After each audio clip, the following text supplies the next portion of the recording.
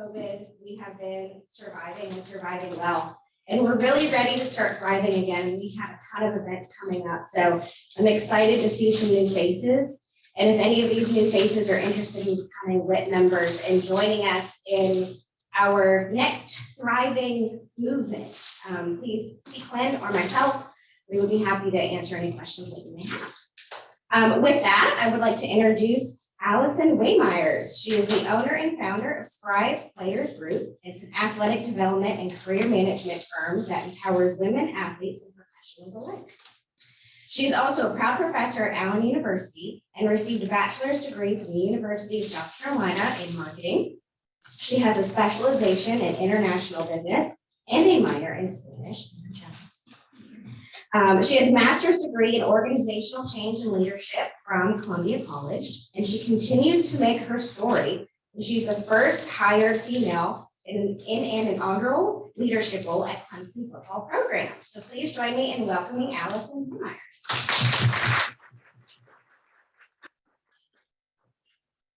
Thank you. So we're going to do our mic check first to make sure that our virtual learners can join in as well. So I want to see, can you all hear me still just as well?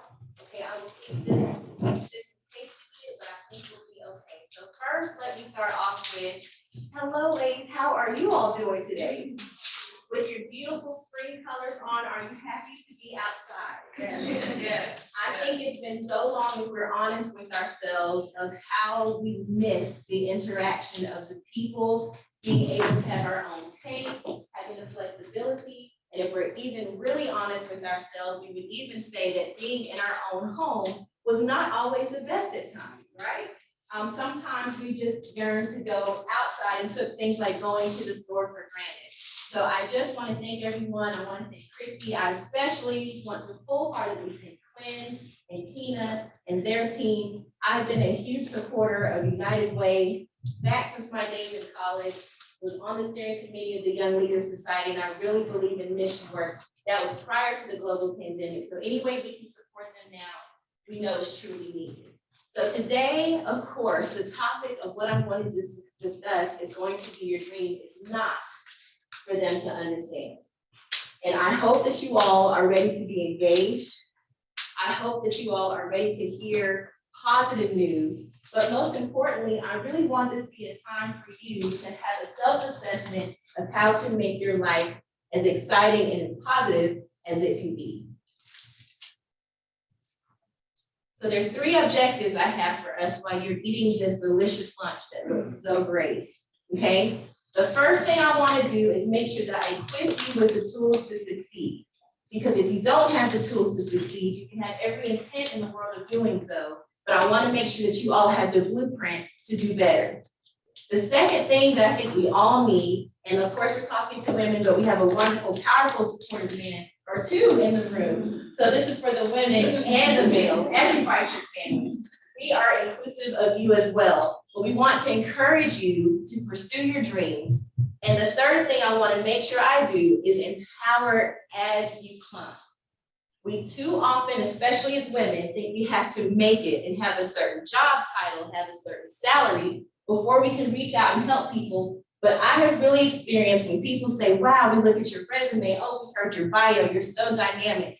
It's really because my mantra is that if you're going to be part of the solution, do that. But if you're not, you are definitely part of the problem. So all the things that we've experienced, the people who did not help us, the people who may have blocked us, this is your chance to turn things around as you climb. So first, I want to start off with asking yourself, I love The Office, love that show. I want you all to think to yourself, or you can share it with a neighbor, when is the last time you felt happy? And I'm talking about, can't wait to get up. Think about the 8-year-old version of yourself when you had your wonderful outfit laid out for school the next day, and you were so excited you couldn't sleep. When is the last time that you have felt truly happy? Hopefully some of you can say yesterday, now. Some of you may say, you know, to be honest, I've been so busy helping other people that are in my circle be happy, be it a spouse, parents, children. I haven't really had a chance to make sure that I'm pouring into myself. So here's some checkpoints for you to see if you are truly happy. Does this statement belong to you? I am excited on Sunday evenings because my countdown to Monday begins. How many people raise your hand? We're so excited to get to work Monday, you don't even need an alarm because you love going to work. And some of you are at work, so you're like, of course, I am so excited. Yes, that is me. Checkpoint number one, okay? And people who are at home, you get the luxury of being able to be honest and have the facial expressions to match, right? So then I want you to ask yourself, when I look at the calendar, this could be personal or professional. All my meetings and appointments, they're all purposeful. A lot of us are like, a lot of them are pointless. And a lot of them could be done in an email, but that is okay, okay? Third point, if I died tomorrow, my soul would be happy. Right, and it didn't take the global pandemic. We knew beforehand, right, that things just happen. We don't know what that day would be for us, but I want to just think to myself, if something were to happen to me, have I really lived on purpose? And then also, is my life balanced? And the thing is, when you think of your life being balanced, right, there's always a new term. I always laugh every 2 to 3 years. It's always like, oh, it's mental health. Now it's self-care. It's just survival. It's common sense. Are you okay? When is the last time that you've done that? And do you have anything on the calendar that reflects that? Okay. So then I want to ask this series of questions. And I want you to think in theory of your corporate or your current experience. Are you respected? Are you respected? And if a piece of you was like, no, or if you're sitting with a coworker and you did that side glance of, yeah, no, then you have to remember then, where was my ownership in that? And why do people think that they cannot respect me? So are people showing you, particularly in your chain of command, are they showing you in a caring manner that they desire you to be here every day? And are they rewarding you with that in the way that you want to be rewarded, right? Not when it's convenient. Is credit given to you and are you marketed well? Especially for the ladies in the room, let me remind you, if you are your job's best kept secret, that is a problem. If only the people in your unit know, listen, that young lady, that one, she is so smart, but they don't market that. There's no press release about you. There's no professional development about you. There's no one from the C-suite coming to say, hey, I want to thank you. How is your family doing? That's a problem. And then do they compensate you competitively? At different points in our lives, right? Some people are about the salary and the job title. Let me tell you, coming fresh out of college, that was me. Let me be compensated well. Everybody wants the 6 figures. Everybody wants the corner office. Everybody wants to be vice president of blah, blah, blah. Now, in a different stage of life, for me, it's all about the peace. The 2 things I say in every interview, you don't remember anything else I say, please remember this. I tell every person who interviews me, there's 2 things that I cannot do without. Number 1 is respect. And number 2 is appreciation. And if either one of those diminish, I'm not in here. But as long as you do those 2 things, you respect me and you appreciate me, I'm the best employee that you could ever have. But if at any time those diminish, I know I have options. And when you know you have options, you watch yourself and move a little bit differently. So just remember that. And the last thing I want you to ask yourself is, who is they? Why are we always saying they? Me and my friends in college were laughing because we were talking about how students today, right, they're always on the phone. Always on the phone, kids are on the phone. But I told my students in an exercise, I want you all to count how many times you said they. In a day, via text, on social media, they, she, he. Why isn't it you?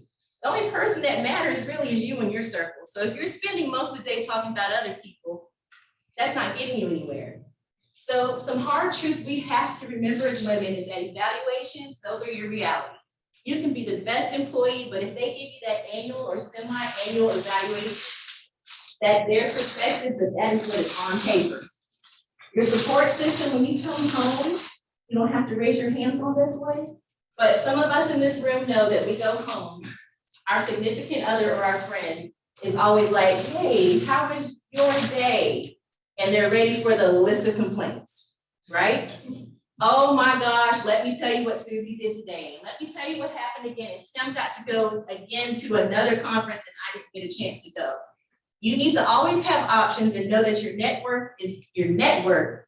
But what's important and the piece sometimes that we forget as women, yes, it's great to know other people. How many of you may have experienced someone on your job who's always talking about the celebrities that they met, the wonderful weekend that they had, tagging people on social media and showing you the pictures. But at the end of the day, don't y'all really want to ask them, does that person know you though? Like, do they really know you? It's great to have pictures of people like that, but at the end of the day, do they know you? So your career title and your responsibilities hopefully should reflect your education. But there's two things I always tell my students, and particularly my student athletes: you're either a liability or an asset. You choose.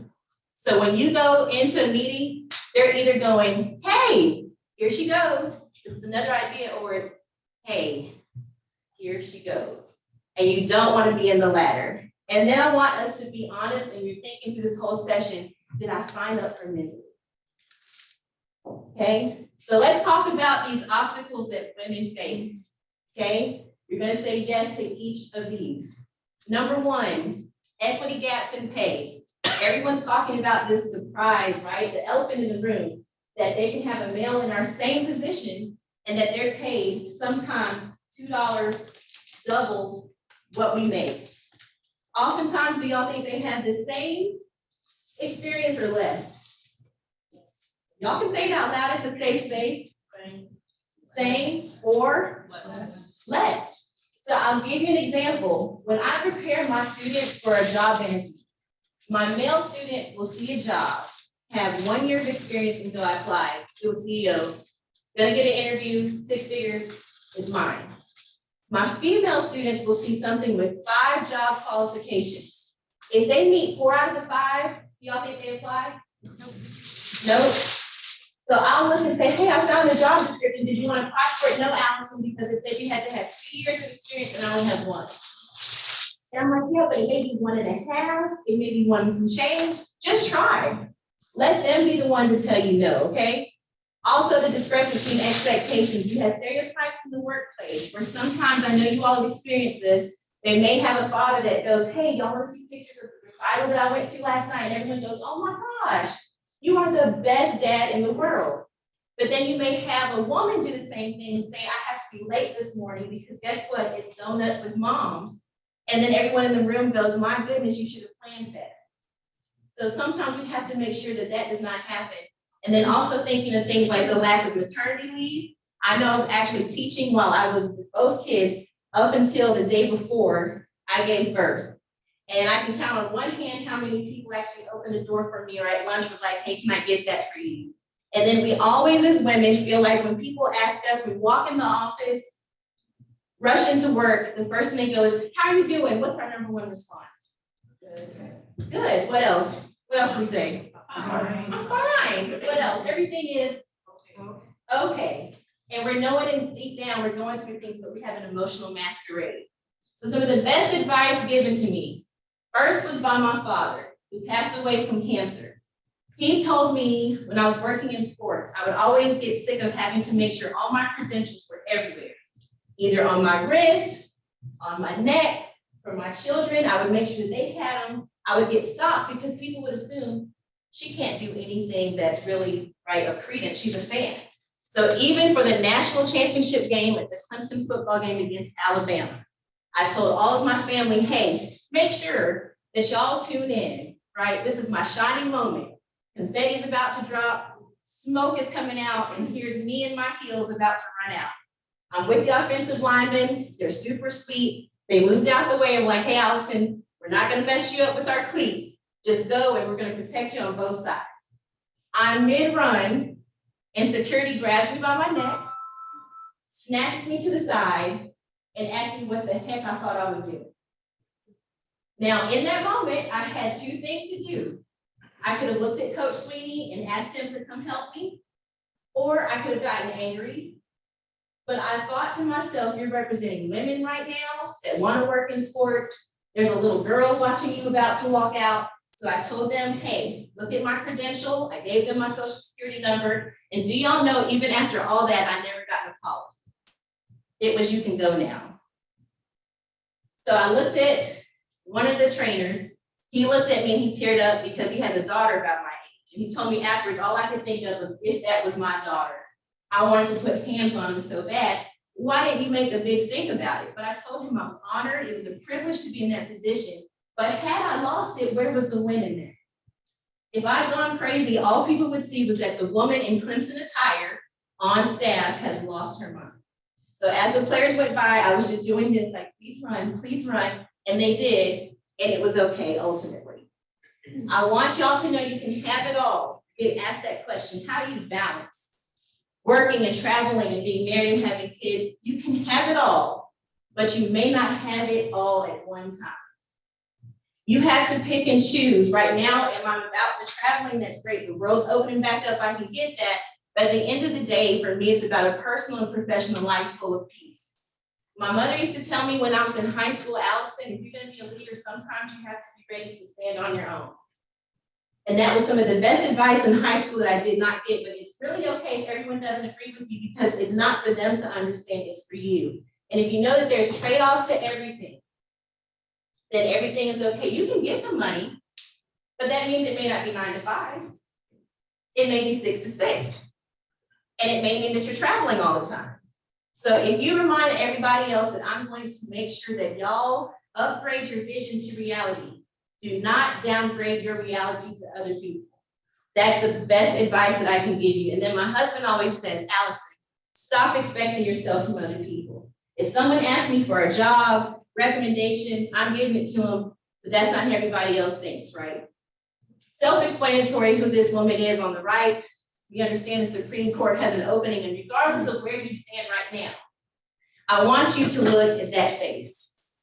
How do you think she feels? What do y'all see in that picture? Honored. Give me some more. Proud. Proud. What else? Happiness. Happiness. Big one. Happiness. What else? Vindication. Vindication. Why do you say that? Because behind that smile is everything that she had to do to get there. Everything it took to get there. So in every facet of your life, no one else knows your struggle and how you got there. What they see is right now. People can make the judgments, make the assumptions. If I'm walking through the airport with my husband, if I have any of the national championship gear or my ring on, it never fails someone to walk up to me and say, hey, so you're the wife of which coach? And you smile and go, no, or he'll intercede a lot of times and go, actually, I'm not a coach. So the next question is, well, who are you related to? Who are you the daughter of? How did you get that job? And I'm like, well, hey, I'm the daughter of 2 wonderful parents, but really it was hard work, opportunity, okay? And a lot of things came into place where I could compete for the role.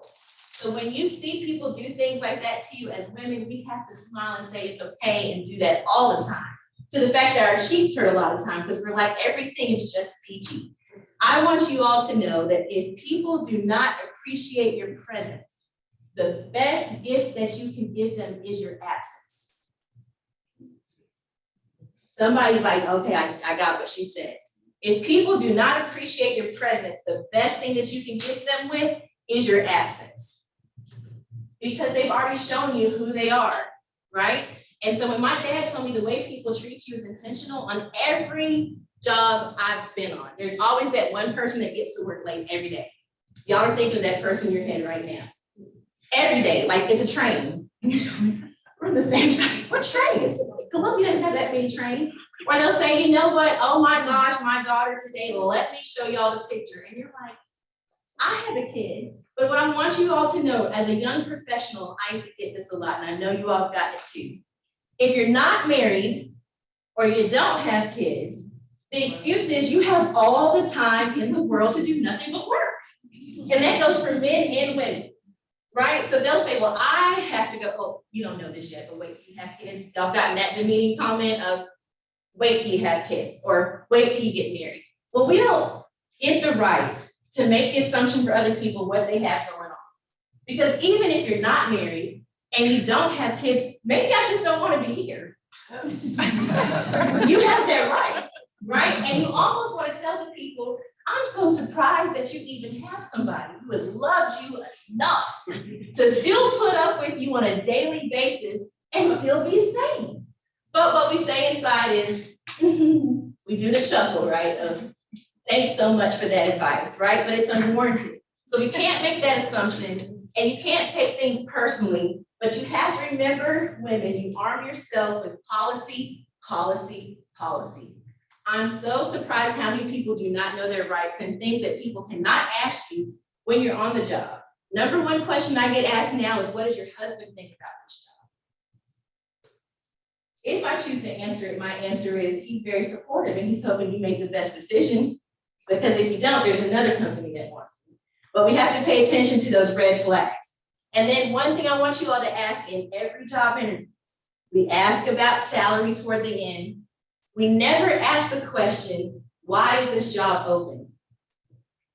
Why is it open? If it's been posted on LinkedIn 9 times in 10 years, either the job is that awful or the person you're reporting to is god awful. So if it's been posted that many times, there's a red flag, right? But then also remember that salary is not the only thing that you can negotiate. I am anti-micromanagement. Can't do it. I think that really helped push me to the door with entrepreneurship. I'm accountable, I'm smart. I don't need you leaning over my cubicle 10 times a day to go, hey, you still there? My answer is, if you're asking me, it's an option. If I can go home. So I was the person on the job that people elbow and go, Allison, you asked us to stay before Thanksgiving.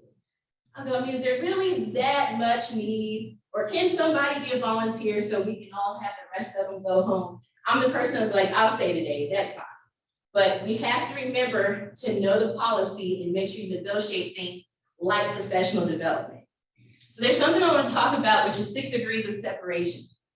How many people have heard about this theory? Okay. High school, maybe college, people talk about 6 degrees of separation. So I want you to think of, in your wildest dream, I don't care if it's Bruce Springsteen, whoever you want to meet, think of that person. In between you and that person, there should be 4 people to connect you to that person, okay? So say, for example, you want to meet, y'all give me a name. Cher, okay? And she said that from the bottom of her chest. Allison, I will give you a free sub if you can just get me Cher. Love Cher, right? If you want to know Cher, there should be 4 people. You know someone who knows someone who knows someone who knows someone that knows her. That is the rule of 6 degrees of separation. What people forget is how to use social media to your advantage for that. So all the jobs that I've got have been dream roles. You know what they've been? Inaugural roles. You know why? Because you can write it up the way you want to. I've learned now, I don't need to manage people. I'm good. Have the people. They come with things, not in that point in life. Love people, but I will manage the program. Give me the program so I can get the benchmarks of success. I will push whoever wants to get something to happen. I've got it. I'm the one in the C-suite, like, you're missing out. The coordinator we have at the front desk, she's about to go apply. She'd rather work at Wendy's than work for you. Better move her now. I'm that person. So I want you all to think about that, because what I have been able to monetize, you all can do it too, especially women, because we know people that know people. We don't just know about our boss. We know where they get their hair done. We know where they like to shop. So what I've learned is I've been able to cut that in half. That is one of my skills. So if you name people, usually instead of the 6 degrees, I can cut it down to 3 or 4, just because the world is a lot smaller than you think. And then if you are a person that is a person of your word, people don't forget how you treat them. So when I was an intern at the Panthers making a big $5.15 an hour, right? Drove from Columbia to Charlotte. So I was losing money just taking the job. But in my mind, one day I'm going to run into the owner, who at the time was Mr. Richardson, and if he just sees me working hard, the moment will come. And it did, because he used to sit in his box with his binoculars, and at halftime, as a marketing intern, your job is to make sure all the signs are straight for the corporate sponsors, right? So you're in your heels, making sure that Harris Teeter can be read right. He literally, y'all shot me radioed down to the security guard and asked me to come to his box. I'm thinking I'm about to be fired. My balance is probably in the negative. I'm already making $5.15 an hour. I go up there and he said, I watch how you meticulously stand. You make sure you do that and you always pick the fan with the worst seats. He's like, why would you do that? Because it takes them forever to get down. I said, yeah, because the people who have the great seats have enough money to come back. I'm trying to make memories for the people who have the worst seats in the house. So if I see an old person with a young kid, that's the one I bring down. He was like, great idea, what else you got? Told him some things, and next thing you know, he's like, one day you could be an owner. And that turned into me going to work for the NBA.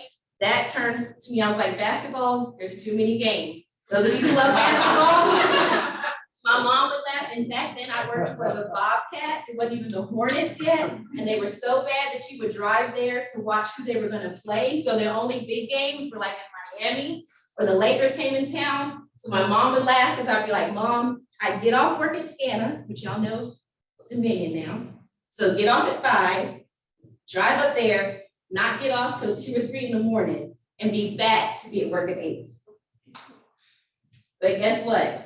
I met Jordan one day. They told us we can't talk to him. I was like, I'm losing money coming here. When I meet him, I'm going to say something. I saw him, and it's just like off of TV. You can look at his suit, and I'm like, that is not the suit of a regular paid person. It was like painted on. And I watched him walk away. I said, Mr. Jordan, you don't know me, probably gonna be fired for this, but I just want to tell you, I love being here. Just wish I saw more women that I could aspire to be like. Beeline went back. And he was like, what did you say? What's your name?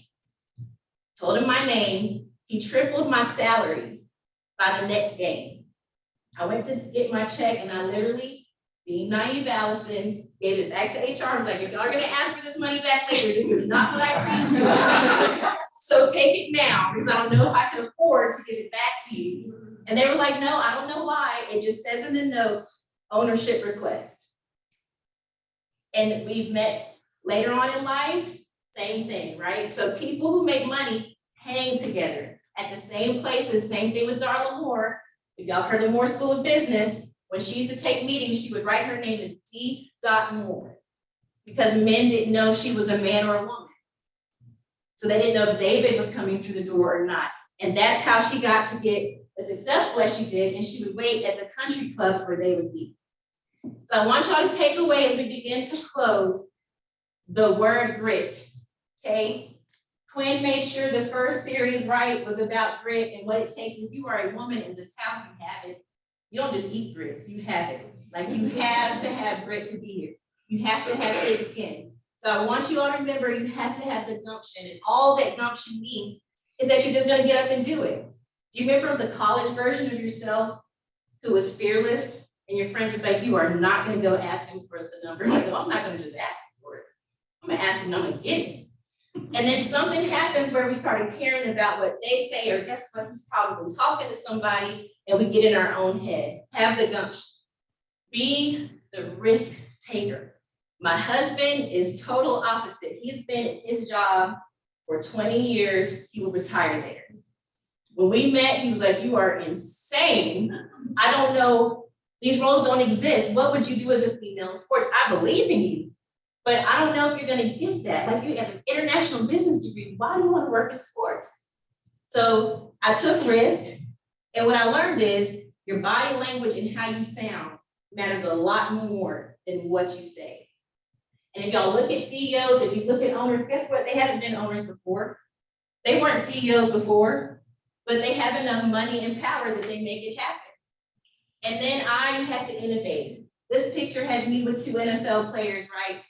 And Omarosa, when we went to the White House as a reward for winning the national championship. I took that picture because I thought to myself, it's so funny that the reason I'm here as a non-athlete is because they won the national championship. And I remember Coach Sweeney saying, it's not that they won it, you helped us too. You helped these guys get internships, you helped us get $4 million in a year. He was like, that wasn't even in your job description. He was like, we would be at country clubs and people would come and ask you questions. They weren't even worried about me. And I was like, because when people know your value and they know you're gonna help them, if I call you, 9 times out of 10, I'm not asking for something, I'm asking how to help. And that makes all the difference in the world. I would have never thought, when I called my husband one day, I'm like, I'm gonna be home today. He's like, you're in Clemson. He was in Columbia. So I would have to drive, leave at 5 in the morning, go to Clemson, be in meetings, go to practice, go to staff meetings, only woman in the room, with coaches, right, making millions of dollars, get interviewed by ESPN, but the most important thing to me was getting home to my husband and my son, praying over them, putting out my little one's outfit for daycare, crying because I wouldn't be there at the Halloween party, but I also knew he could be with me on a championship plane. So it was a trade-off of making memories and having a network for him, right? But women, what we have to do a better job of, when you innovate, make sure that you're able to prove it with numbers and accomplishments. Men can do that well. It's another thing to say that I'm great and I've been a coordinator. It's another thing to say that I have entertained over 500 clients in the last year. Quantified. T is for tenacity. I don't know if anybody in here used to be a Girl Scout. Raise your hand proudly. We stand united. See that everybody, when the one person does, like, yeah, I was too. Never make the daisy, right? Girl Scout cookies did it for me. Because you got so many no's. People roll their eyes at you, but it taught you, right, to be very proud. But at the end of the day, you have to remember that when you see them, you're probably gonna stop out of doing the right thing. And somehow when you become women, you forget about that. So when you think of the word now, you don't take anything else down. Remember this, no is an important word. We're so quick to go, sure, I'll do it. Yes, it's fine. It's okay to say, no, I don't need to be in that meeting. That's her role. I don't have time for that because you've given me 25 other things that are due by today, close of business. I think it'd be better for me to go to the next meeting, or maybe I could join it via Zoom, or if there's a recording, you can send it to me. No. And if it's hard for you to do that, I'm a person who's a servant leader, but I want you all to change that shift into transformative thing, right? We always are taught, be a servant leader, serve people. You can serve people, but when a CEO comes in, do you see him serving people, him or her? People serve them, and you can still transform the room and control all the numbers and the stakeholders. So don't settle, look for those opportunities everywhere, and then make sure you win, because at the end of the day, we forget it's our life. And we'll fight harder for our friends, for other people, and get mad for them and won't speak up for them. So this is my circle. Told y'all my husband and my boys. And I want you all to literally remember that you are a global visionary. You can help people, but I want you to look at the person on the left and I want y'all to say listas. Say listas.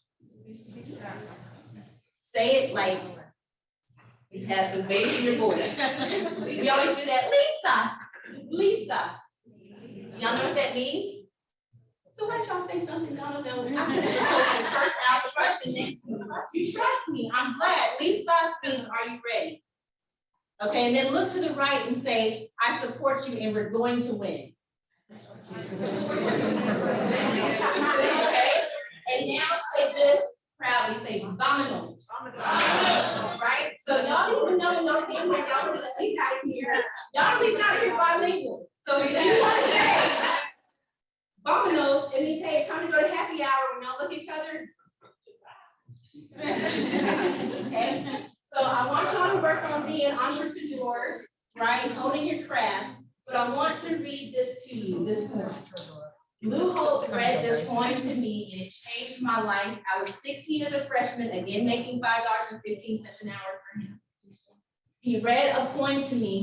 He left a check for me to deposit at the bank for him for $40,000. And I was like, you left your information out. I don't know if this is for me. He was like, do you know that somebody's giving me 40 grand just to go do a motivational speech? And he knows I'm very honest. So I was like, Coach, why would they do that? You have a whole list. If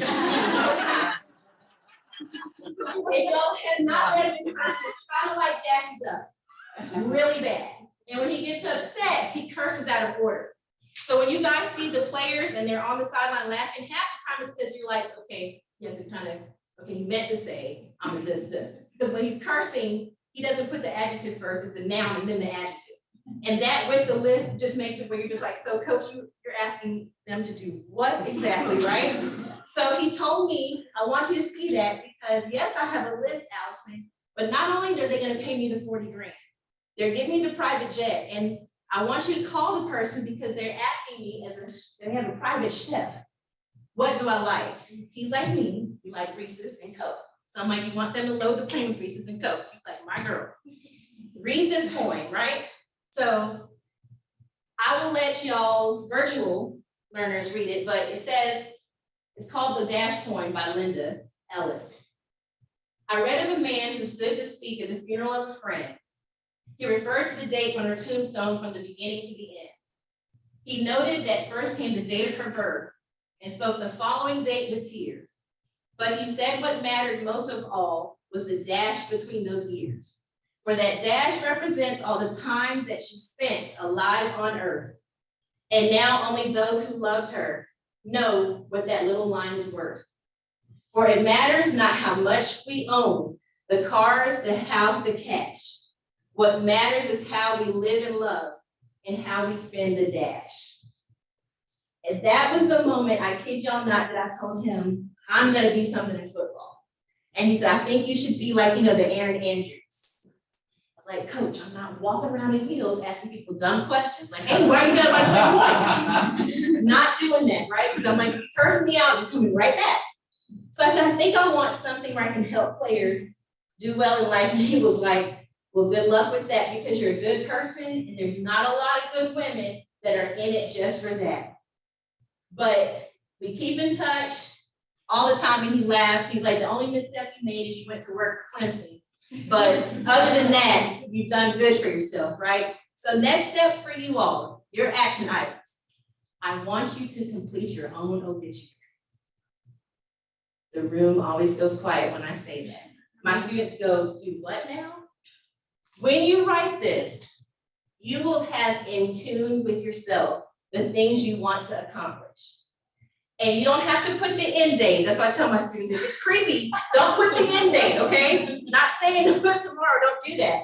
But what I want you to do is to write it because it makes you focus on not only how much you've accomplished, because we've accomplished so much and we just take it for granted. The first thing we love to tell our friends is, oh, I'm just a whatever here. You're so much more than your job title. So if you can take the time and write that and write what you want to be, right? You're at United Way, you might want to be a philanthropist. You can be that. You don't have to have millions to be a philanthropist. We have scholarships that we give in honor of my dad, and we give away 2 $1,000 scholarships each year to students in his honor. And for me and my brother, that does it for our souls, right? Seeing kids do research on our dad and then getting a scholarship and then their parents going, hey, it's their year. Can you come to graduation? I hope to get millions and millions one day, but when you do your obituary, you'll see what you want to do and it starts making you work backwards on, wait a minute, I'm not even on that track. And then what I really want you to focus on are the people that would be behind mourning me. Because there are people that would be crushed if anything happened to people in this room. Crushed and devastated. And you'd be surprised it's not always the people you think. There's a lot of people over the years that you touch. I want you to write your 5-year plan. It'll be really easy to do that after you do this first exercise. And then I want you to have a personal goal for the end of the year, but what we miss is the monthly check-in. It's just like if you weigh in.